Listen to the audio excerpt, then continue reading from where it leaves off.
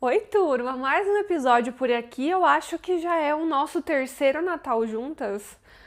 Por aí, né? Do canal nem sei. Oitavo ano, nono ano, já perdi as contas. Mas dezembro é uma época do ano que é muito importante pra mim no sentido acadêmico, né? Eu sempre encerro os bons ciclos aqui. E eu quero ler com vocês, na verdade, um conto que atormenta minha cabeça já faz alguns anos. E por incrível que pareça, nessa época que tá mais friozinho por aqui, eu acabo lendo e relendo ele. E agora eu tenho a desculpa perfeita, porque eu faço tese em Agostina, então ninguém me segura. Caso alguém fale, você só tem uma obsessão na vida, eu vou falar, claro, eu trabalho com ela, eu tenho lugar de fala. Então é o seguinte, o nome do conto é Catarina Era Assim. E a gente vai acompanhar a Catarina num curto espaço-tempo da vida dela, que é a chegada a uma cidade, e ela vai chegar através da Gare, através do comboio, através de uma viagem. Então vamos conhecer essa mulher. Catarina desceu antecipadamente aflita com a espantosa altura que ia do degrau ao solo. Apurou a sua agilidade e desceu. Foi aquele espetaculoso salto por cima da velha maleta com rótulos de um continental e de um grande hotel informes e vermelhos como manchas de sangue fresco. Boa noite, boa viagem, disse para trás de si, na preocupação do capítulo seguinte. Agora veja só. Ninguém a ouviu. Ninguém nunca a ouvia, mas ela insistia na sua vida pauradeira e ativa. Na sua pobre vida vertiginosa, sem rumo muito definido, uma vida simultaneamente estranha e banal, de estrela cadente, correndo e brilhando nas sombras da imensidão, sem proveito nem consciente destino. Eu acho a Catarina uma mulher, assim, de início, muito livre, mas quando a narrativa me fala ninguém a ouviu, nunca ninguém a ouviu, eu começo já a levantar aqui as minhas preocupações. Esse trecho em específico da cena, acho que todo mundo já viveu, né? De descer do ônibus ou do autocarro, assim, e ter um largo espaço entre os degraus e o chão. Aqui no caso é nesse transporte aqui em que ela foi para esse novo lugar. E eu acho muito bonita a forma como a Agostina apresenta a sua vida, na sua pobre vida vertiginosa, sem rumo muito definido. E quem tem o rumo definido, né? As personagens da Agostina me entregam muito, principalmente as personagens femininas. Ali estava agora, perdida no rumor das portinholas batidas com força, na confusão das vozes altas partidas da janela onde acenavam as mãos impressas de adeuses. Contava e recontava apreensivamente a sua bagagem, os seus agasalhos, embrulhos, um tanto estorvada com a animação da gare morna do calor das máquinas e das gentes.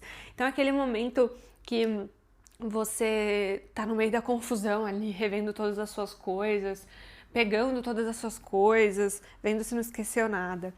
E ela fica perdida ali naquela confusão, nas despedidas dos comboios, né? E Catarina aborrecia-se, achava demasiado civilizada para esperar, olhando, sempre curiosa, a remirar as pessoas e as coisas absolutamente libertas do cuidado e da sua própria atitude, dos seus próprios pasmos e admirações. Eu tô pulando alguns trechos, tá? Pra não... Só pra gente conversar, mas também pra não dar spoiler na hora que você for ler. Vou deixar o link aqui do conto na descrição. Ela conhecia as gares espaçosas onde tumultua a alma do viajante. Gente, isso aqui é muito importante para mim na minha tese. Ela conhecia as gares espaçosas onde tumultua a alma do viajante, porque ela é essa pessoa indefinida. Ela não tem o consciente destino, lembra? O viajante, ele é muito importante nessas questões de espaço para mim, porque o viajante, ele é uma espécie de utopia nos lugares, né? Ele vê e vive o melhor daqueles espaços por onde ele passa. E aí a narrativa continua. Ela pressentia os momentos difíceis. Dizia sempre que os pressentia, que sabia algo do valor das palavras, das suas inutilidades e oportunidades, e mais complicações assim. Agora, era um desses momentos difíceis. O homem mascava o seu imundo cigarro, fitando as malas.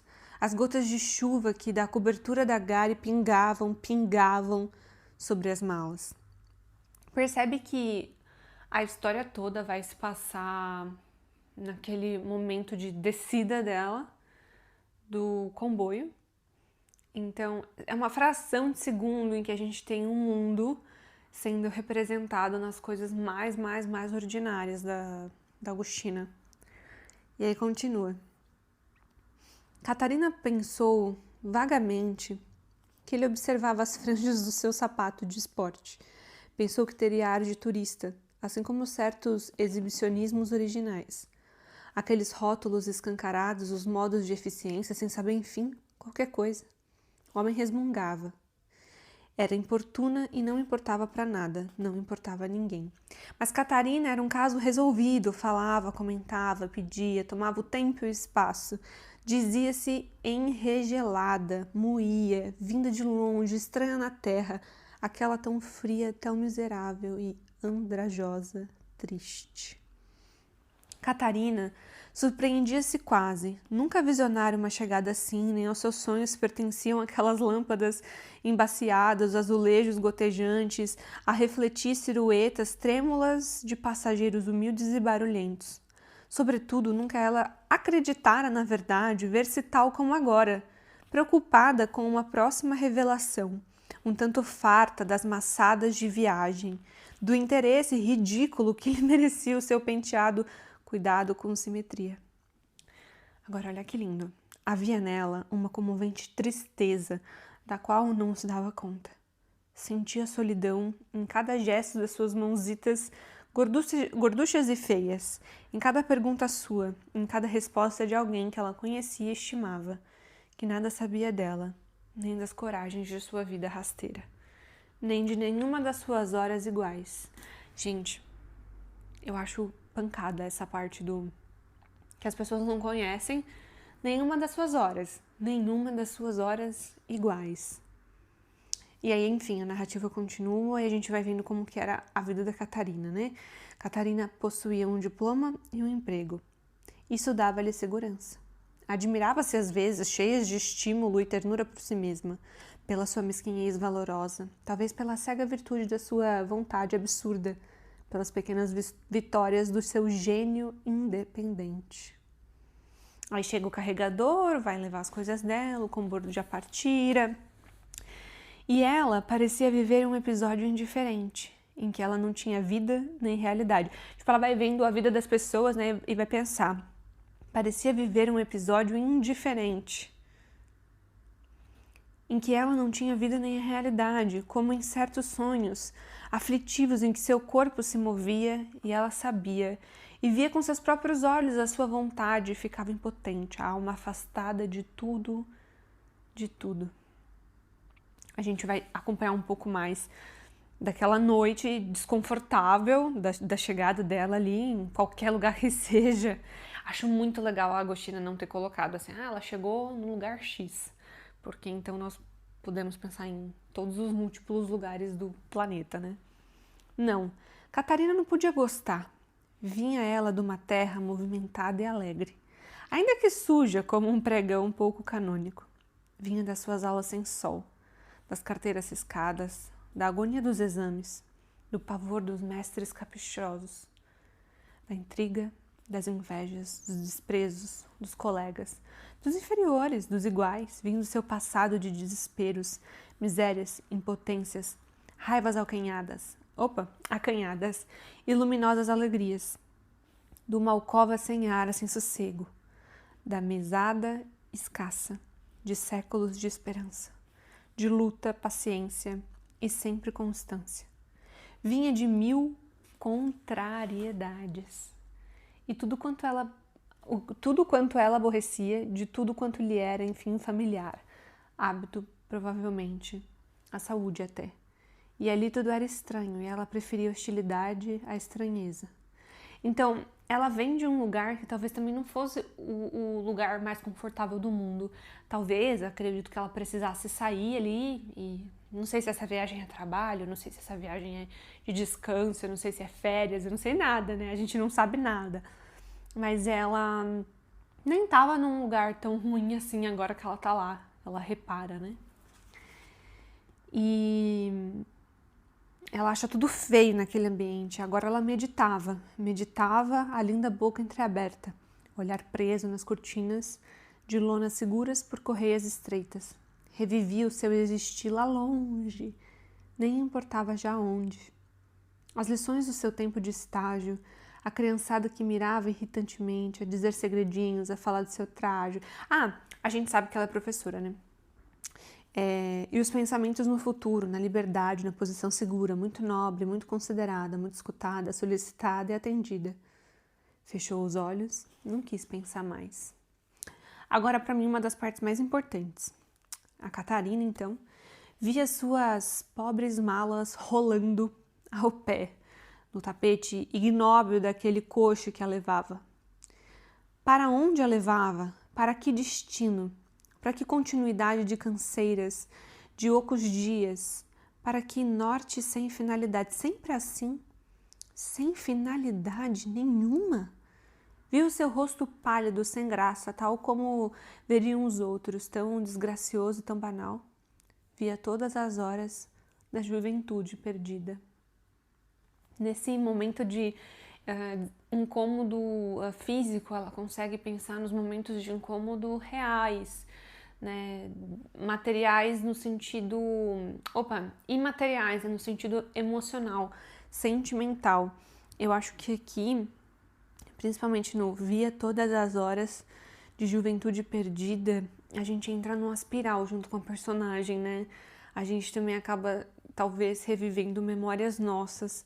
Eu achei muito legal essa parte da cena da rodinha da mala no tapete. Cara, é só Agostina pra pensar num negócio desse. Aí desejava ardentemente o fim da viagem. Tipo, ela tinha acabado de chegar. E vagamente o fim de tudo. O fim do seu sentir, do seu existir atrofiado, dos seus desejos pensados impossíveis, dos seus passos atarantados e fatigantes. Desejava há um tempo o aconchego de um leito, a simpatia dos seus hospedeiros, um chá bem quente. Não haver nascido. Nossa, mas ela tá triste. Ela não tá bem. Ela continua. Foi boa professora, mudou. Eu acho isso muito bom. Esqueceu tudo quanto da sua aprendizagem era inaplicável e ociosa teoria. Às vezes eu também sonho esquecer tudo, vou começar tudo de novo. Ensina tudo que lhe é possível, sem grande cuidado, com bastante canseira. Amar as árvores, os animais, os pais, os mestres, a gostar do ar dos campos e dos matagais. A preferir a alimentação vegetariana, a saber trapalhadas gramaticais, coisas de literatura, pequenas poesias recitadas em exibição nas festazinhas de feriado e de caridade. Desdenha dos métodos de introspecção, dos introspectores sempre incompetentes, dos colegas sempre combativos e nulos, do Estado mal remunerador. E faz intriga de sala para sala. Indispõe-se com os alunos até a pancadaria desatinada, com Deus até a quebra de relações. Mas não é sentimental, não relembra o passado. Escreve as memórias, fantasias, fala de moral, fala de filosofia, diz até das paixões. Envelhece. Mas não recorda sequer a noite em que chegou à gária de uma aldeia em volta de um mistério de hostilidade. Agora eu fico sempre confusa. Eu já tive as duas opiniões. Primeiro, que era uma senhorinha, porque ela já foi professora, então como tá tudo no passado, os verbos e tal, eu pensei, então ela foi professora e agora ela talvez tenha um problema de memória. Mas eu não sei se é porque ela quis esquecer, ou se é porque é a forma dela lidar. Enfim. A noite da viagem abominável no carro bolossante, E quando se sentir encontrada consigo mesma, quando conhecer os únicos momentos da sua verdade, a infinita inutilidade de tudo quanto em si era unção e confiança, os únicos dúbios momentos em que a sua vida foi consciente, teve a elevação das coisas mais humildes e tristes. Teve a beleza porque foi sentida profundamente nesses instantes, parados e sem cor, iguais a todos os seus instantes. Todos eles. Mas não soube nada disso, Catarina. Nada soube. Nem pensar, nem desejar, nem esperar, nem viver. Foi sempre assim, Catarina. Eu sou apaixonada nesse conto porque toda vez que eu leio ele, eu penso de diferentes formas. Talvez a Catarina nunca foi enxergada, aí por isso. Ela não quer saber de mais nada, tem algum rancor, alguma coisa ali com a vida. Mas quando termina nada soube, nem pensar, nem desejar, nem esperar, nem viver, eu fico pensando muito na forma como a gente vive a vida. Será que a gente sabe pensar? Será que a gente sabe desejar? Será que a gente sabe esperar? Será que a gente sabe viver? Porque foi sempre assim, Catarina. Ela não tenta ser outra. O que eu quero dizer é que a sensação que passa na minha cabeça quando eu leio isso é de ser outros, uma certa inquietação. Fico olhando para a vida dela e pensando, mas por que esquecer de tudo? Mas por que talvez o porquê dessa viagem? Qual a necessidade desse sair, desse abandonar o lugar que ela conhece? Mas por que ela não gosta de lá? Que lugar é esse? Como que esse lugar seria? Onde ela tá? A gente sabe que é numa aldeiazinha. Mas eu acho tão bonito, ao mesmo tempo, como ela pensa. Quando a gente vê um certo vislumbre de quem ela é ali, né? É que ela ensinava a amar as árvores, os animais, os pais, os mestres, a gostar do ar dos campos, dos matagais, a proferir alimentação vegetariana, a saber atrapalhadas gramaticais, coisas de literatura, pequenas poesias recitadas em exibição, nas festinhas de feriado de caridade. Eu gosto dessa Catarina que desdenha dos métodos de introspecção dos introspectores incompetentes. Gosto dessa que desdenha dos colegas que são combatíveis e nulos. Gosto dessa que fala mal do Estado, que é mal remunerador. Gosto dessa que, inclusive, faz intriga de sala para sala.